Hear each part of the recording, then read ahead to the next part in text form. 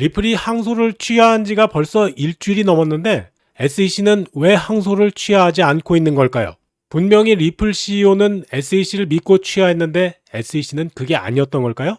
이 때문인지 올라가려던 XRP 가격도 자꾸만 발목이 잡히고 있습니다. 그리고 올해 상반기에 힘들었던 알트코인 시장의 하반기 전망까지 짚어보는 이번 영상 아주 중요합니다. 오늘도 구독과 좋아요 한 번씩 눌러주시고 영상 끝까지 시청해 주시기 바라겠습니다. 지난 6월 27일 리플이 SEC에 대한 항소를 공식적으로 취소했는데요. 리플 CEO 브래드 갈링하우스는 자신의 SNS를 통해서 SEC도 곧 항소를 취하할 것이라고 확신에 찬 발언을 했습니다. 하지만 벌써 2주가 지났는데도 SEC는 아직까지 공식적인 항소 취소 발표를 하지 않고 있어요.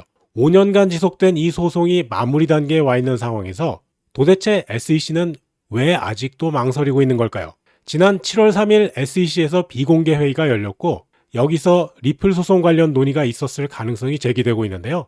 하지만 이 회의는 SEC가 정기적으로 여는 비공개 회의였고 소송이나 집행 문제를 논의하는 일반적인 절차였습니다. 전 SEC 변호사인 마크 페이겔은 리플 사건과 직접적인 연관성은 없다고 평가하면서 회의의 특별성을 부정했습니다. 문제는 SEC가 비공개 회의에서 논의된 내용을 자동으로 공개하지 않는다는 점인데요. 외부에 발표를 하려면 별도의 서면 처리 과정을 거쳐야 하거든요. 더 중요한 건 SEC 내부의 복잡한 승인 절차인데요.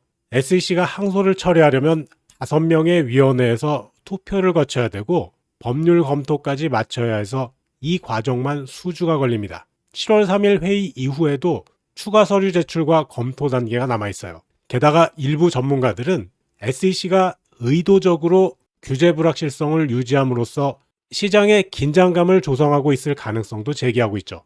또 한편으로는 리플과 SEC가 기관 투자자 판매 문제에 대해서 추가적인 협상을 진행 중이란 얘기도 있습니다. SEC가 항소 철회 서류를 법원에 제출한다고 해도 최종 승인까지는 최소 2주가 더 걸릴 것으로 예상되고 있어서 결국 최종 종결은 7월 말이나 8월 초가 될 것 같습니다. 하지만 중요한 건 갈링하우스가 SEC가 이미 항소를 취소하겠다는 신호를 보냈다고 언급한 점인데요. 이건 양측의 비공식적인 협상이나 논의가 이미 진행되고 있다는 의미로 해석할 수가 있겠습니다. 실제로 리플이 먼저 항소를 취소한 것도 SEC와의 어떤 합의나 약속이 있었기 때문일 가능성이 높아요. 비록 SEC의 공식적인 조치는 아직 나오지 않았지만 법적인 절차와 내부 논의가 진행 중인 만큼 조만간 결과가 나올 것으로 보입니다.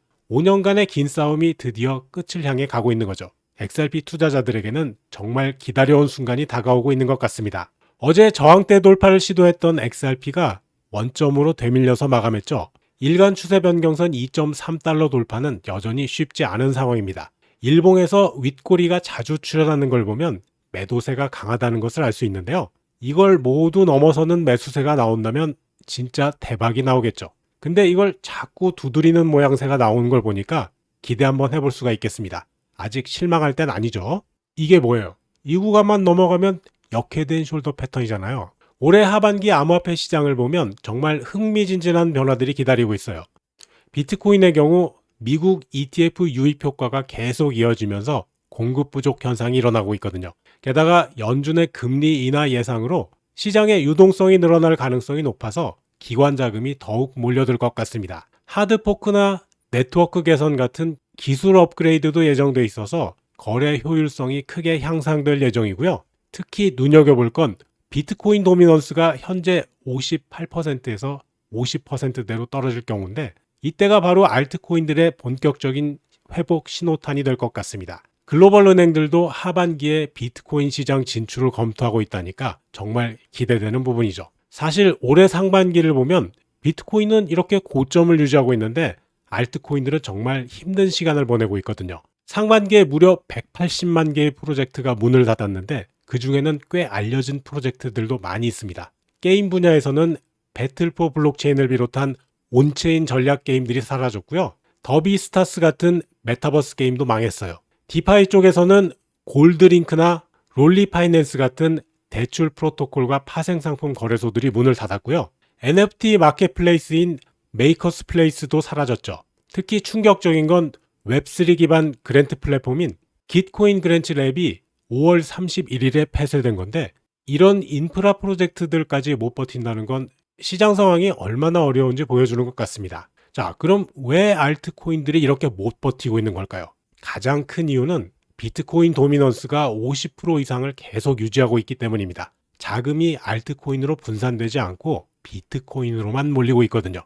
이렇게 되니까 기관 투자자들도 규제 리스크나 기술적인 복잡성 때문에 알트코인들보다는 비트코인이나 이더리움에만 집중하고 있고요. 더 심각한 건 현재 시장에 36만 4천 개나 되는 프로젝트가 있어서 자금이 너무나 많이 분산되고 있다는 점입니다. 도대체 무슨 코인이 있는지 알 수도 없다는 거죠.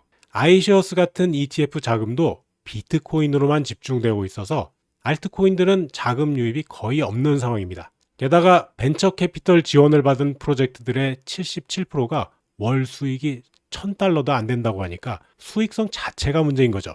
하지만 하반기에 이더리움의 팩트라 업그레이드가 성공하고 글로벌 규제가 명확해지면 AI나 RWA 같은 경쟁력 있는 프로젝트들은 다시 기회를 잡을 수 있을 것 같습니다. 물론 주의해야 할 부분도 있습니다. 이스라엘과 이란 전쟁 같은 지정학적 불확실성이나 미국, 유럽의 암호화폐 세금이나 거래 규제 강화 가능성은 변동성을 키울 수 있거든요. 또 비트코인이 10만 달러 지지선을 지키지 못하거나 이더리움이 3,000달러 이상 상승을 지속하지 못할 경우 단기적인 조정도 있을 수 있고요. 하지만 이런 리스크들을 감안하더라도 전체적인 흐름은 긍정적입니다. 기술적인 업그레이드와 기관 자금 유입이 비트코인 상승을 견인하고 있고 이더리움의 RWA 통합과 AI 코인 생태계 성장이 알트코인 시장을 완전히 재편하고 있어요. 특히 글로벌 규제 환경이 명확해지면서 기관들의 참여 장벽이 낮아지고 있는 점이 가장 고무적입니다. 하반기에는 비트코인의 안정적인 성장과 알트코인의 본격적인 회복이 동시에 일어날 것 같습니다. 어제 코인쉐어스에서 발표한 주간 보고서를 보면 정말 흥미로운 내용들이 나와 있습니다. 전체 시장에 무려 10억 4,200만 달러가 유입되면서 총 자산 운용 규모가 188억 달러를 넘어섰는데요. 비트코인이 7억 9천만 달러, 이더리움이 2억 2,640만 달러로 압도적인 유입을 보였지만 그 사이에서 알트코인들도 꽤 의미 있는 숫자들을 기록했습니다. 알트코인들 중에서도 확실히 선택과 집중이 일어나고 있는 게 보이더라고요. 특히 XRP는 1,060만 달러가 유입되면서 꽤 의미 있는 성과를 보였는데요. 이게 왜 중요하냐면 기관 투자자들의 안정적인 유입이 계속되고 있다는 증거거든요. 솔라나가 2,160만 달러로 69주 만에 최고의 유입을 기록하면서 알트코인 중에서는 가장 강세를 보였고요. 신규 레이어 1 플랫폼인 수이도 160만 달러 유입되면서 새로운 관심을 받고 있습니다. 흥미로운 건 XRP의 경우 연초 누적 유입액이 3억 3,500만 달러에 달한다는 점인데요. 이건 결제 네트워크로서의 활용도와 CBDC 협력에 대한 기대감이 반영된 결과로 보입니다. 자산 운용 규모도 14억 900만 달러로 솔라나의 14억 3,600만 달러와 거의 비슷한 수준을 유지하고 있죠. 그런데 이 보고서에서 가장 눈에 띄는 건 시장 내 자금 흐름의 변화입니다. 분산 투자 상품이나 소형 알트코인들은 오히려 자금이 빠져나가고 있는 반면 XRP, 솔라나, 수이 같은 특정 알트코인들로는 돈이 몰리고 있거든요. 이건 기관 투자자들이 더 이상 무작정 분산 투자를 하지 않고 기술적 혁신이나 실제 활용 가능성이 높은 프로젝트들을 골라서 투자하고 있다는 뜻입니다. 앞서 말씀드린 하반기 알트코인 전망과도 유사하죠.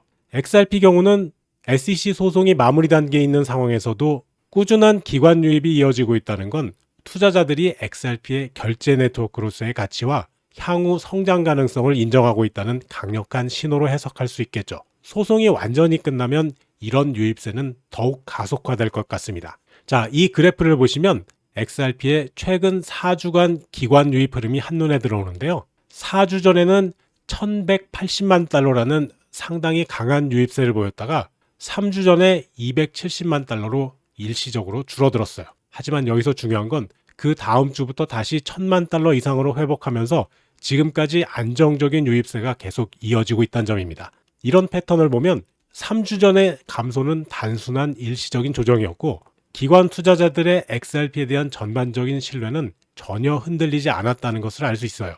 오히려 4주 중 3주에서 1,000만 달러 이상의 유입을 기록했다는 건 결제 네트워크로서의 XRP 가치와 실제 활용 가능성에 대한 기관들의 확신이 더욱 견고해지고 있다는 증거라고 볼 수 있겠습니다. CBDC, RLUSD, ETF, 전략적 비축자산 선정의 나스닥 상장까지 리플의 호재는 계속되니까 장기 투자하실 분들, 특히 부자 되시려고 코인 사 모으시는 분들은 반드시 리플 갖고 계셔야 됩니다. 오늘 영상은 여기까지입니다. 시청해주셔서 감사하고요.